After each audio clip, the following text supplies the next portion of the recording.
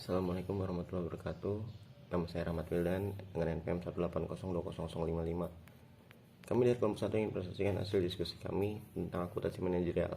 Kelompok 1 yang terdiri dari saya sendiri, Rahmat Wildan, teman saya Revina, Siti Masir, dan Husni Mubarok. Untuk kasus pertama akan dibacakan oleh Revina.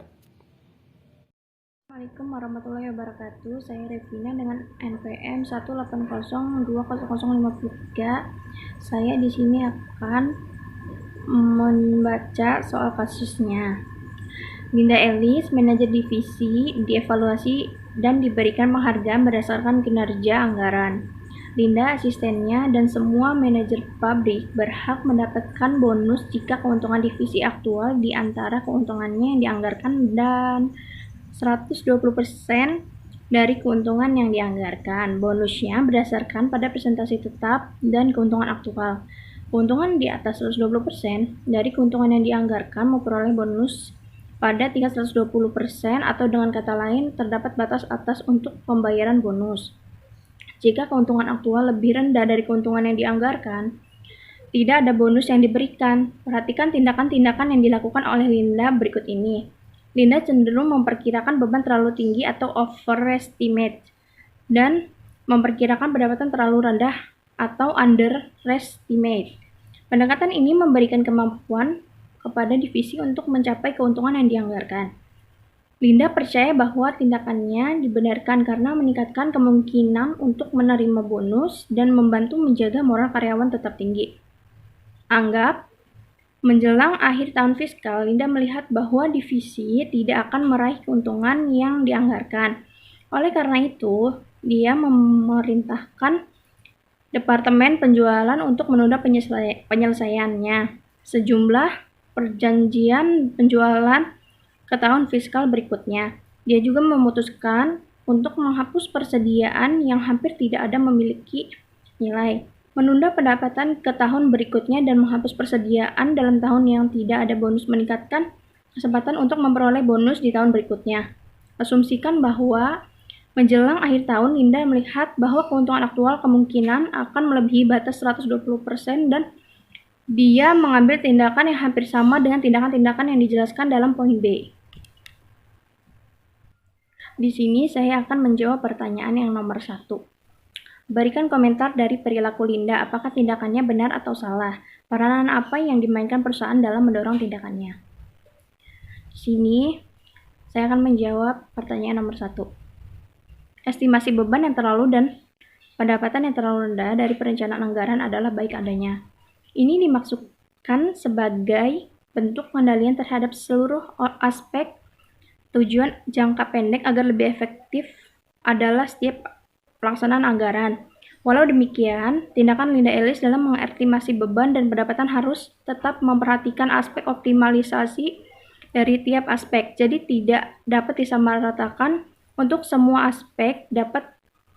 Aspek anggaran tetap dapat hasil yang optimal. Seluruh perencanaan, pelaksanaan, dan pengendalian agar mencapai tujuan mendapatkan bonus akhir tahun hendaknya tetap mengacu kepada kepentingan perusahaan secara keseluruhan dan tetap menjunjung integritas dan profesionalisme. Terima kasih. Baik, sebelum saya membacakan soal dan menjawabnya, saya akan memperkenalkan diri saya dulu. Perkenalkan, nama saya Siti Masito, NVM 180200059. Soalnya yaitu, misalkan Anda adalah manajer pemasaran divisi tersebut dan Anda menerima instruksi untuk menunda pelaksanaan penjualan hingga tahun fiskal yang akan datang. Apa yang Anda lakukan?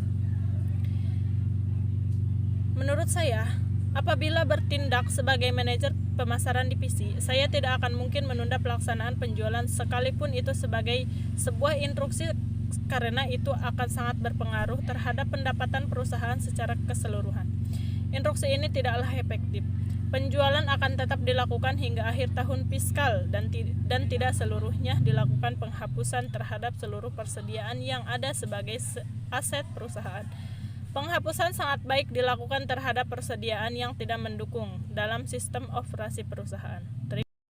Assalamualaikum warahmatullahi wabarakatuh. Nama saya Husni. Saya akan membacakan soal. Misalnya, Anda adalah manajer pabrik dan Anda tahu bahwa anggaran Anda telah dicadangkan oleh manajer divisi. Lebih jauh lagi, misalkan hal tersebut adalah merupakan rahasia umum di antara manajer pabrik yang mendukungnya, karena hal itu meningkatkan kemampuan untuk mencapai anggaran dan menerima bonus. Apa yang Anda lakukan?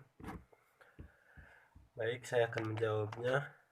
Anggaran adalah tolak ukur dalam penilaian kinerja para manajer pencadangan anggaran yang menjadi tanggung jawab saya sebagai salah satu manajer pabrik. Adalah suatu sikap yang memvonis ketidakmampuan saya dalam mengelola anggaran perusahaan. Saya pun dipastikan tidak akan menerima bonus, kenaikan gaji, bahkan promosi jabatan yang lebih tinggi. Mencadangkan anggaran saya berarti menjadikan saya korban demi meningkatkan pendapatan perusahaan. Saya akan meminta manajer divisi mengkaji kembali instruksi ini agar saya pun dapat diberi kesempatan untuk tetap berperan dalam meningkatkan pendapatan perusahaan, dan saya pun memiliki kesempatan yang sama dengan manajer Lin dalam penerimaan bonus. Selanjutnya untuk pertanyaan nomor 4. Misalkan Anda adalah controller divisi tersebut dan Anda menerima instruksi dari manajer divisi untuk mempercepat pengakuan seberapa beban yang sesungguhnya adalah untuk periode yang akan datang. Apa yang akan Anda lakukan? Lebih efektif bagi seorang controller untuk mengidentifikasi beban-beban dalam tahun fiskal berjalan agar dapat memaksimalkan produksi perusahaan. Pengakuan terhadap beban untuk periode tahun fiskal yang akan datang akan membuat kinerja controller tidak maksimal. Jadi sekian presentasi dari kelompok kami, kurang lebihnya kami mohon maaf. Wassalamualaikum warahmatullahi wabarakatuh.